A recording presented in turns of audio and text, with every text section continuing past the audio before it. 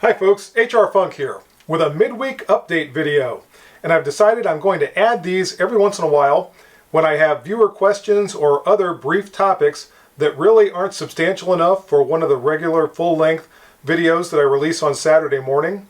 And today's video is one just like that, and this is going to be a performance update on my Remington Model R51. Now, if you've been a viewer for a while, you may remember my R51. If not, I'll recap the story briefly. I purchased this pistol back in the spring of 2018, and pretty much right out of the box, I started to have functioning issues with it. And I tried a variety of things to try to remedy those issues. I switched different types of ammunition. I tried different types of lubrication. And I even tried a few home gunsmithing remedies, and nothing seemed to cure the problems I was having, most of which occurred when I had the pistol loaded with 1 round in the chamber and 7 rounds in the magazine. In fact, most of those malfunctions happened on that very first round as the pistol cycled and tried to feed that top round from the magazine into the chamber. Ultimately, I sent the pistol back to Remington. They repaired it and returned it to me, and I made another video at that point, and the pistol was running pretty well. And since that time, it has continued to run pretty well, and periodically I get viewer questions about the R51, asking how it's performing, how it's running, and I've always responded by saying, since it came back from the factory, it's run pretty well. A couple of days ago, I decided, after another question like that, to pull the R51 out. Now, it's been a little while since I shot it. Actually, the last time I fired it was back during the fall. And I thought I would put it back in front of the camera and run a few magazines through it to let everyone see how it's functioning, and here's how that went.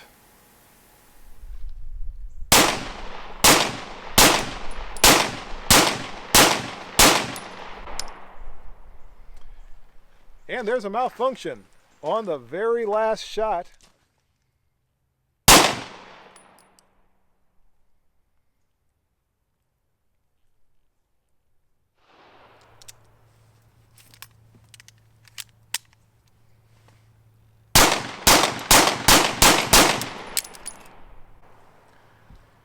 And there's something I've never seen happen with this pistol before. Now, in the interest of full disclosure, I do want to say that when that magazine fell out of the pistol, it could have been that I just didn't get it fully locked in place. I think that's unlikely because I fired 6 out of the 8 rounds before it finally fell out. I would think that if I hadn't had it locked in place, it would have come out much sooner than that, probably on the first or maybe the second round. It's also possible that under recoil, maybe I inadvertently pushed in on the magazine release. Again, I don't think I did. I've watched the video back in slow motion, but that is a possibility. That's the first time I've ever had that particular thing happen. So I'm not sure what the cause is, but that's another issue I had when I went out the other day and tried to fire the pistol. Now, there were a couple of times that the R51 ran fine all the way through those full magazines, as you'll see here.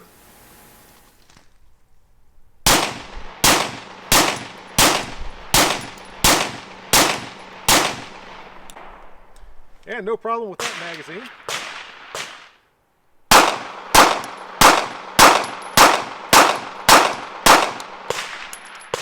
And no problem that time through.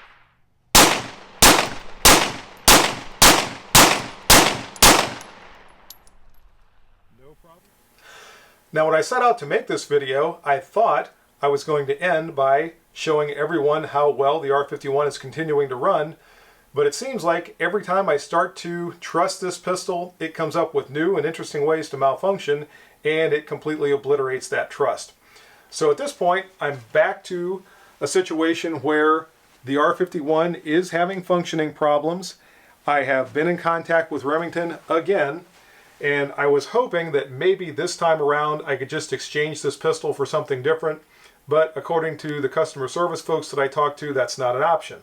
So I'm going to be sending it back once again, and we'll see how it functions when it comes back this time around. That'll probably be the feature of a future midweek update video.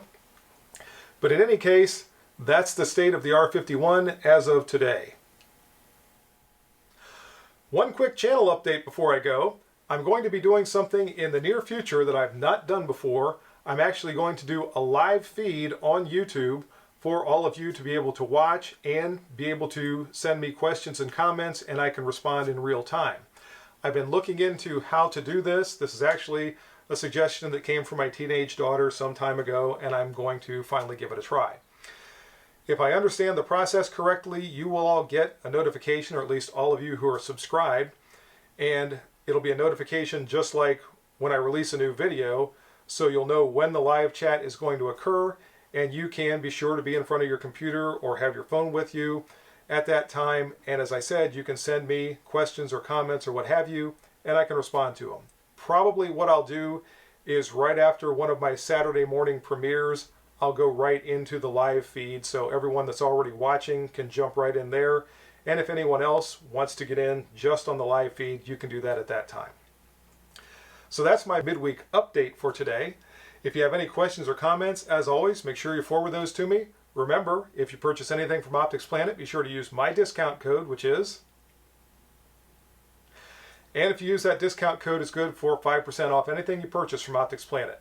See you next time, folks. And until then, good shooting. Bye-bye.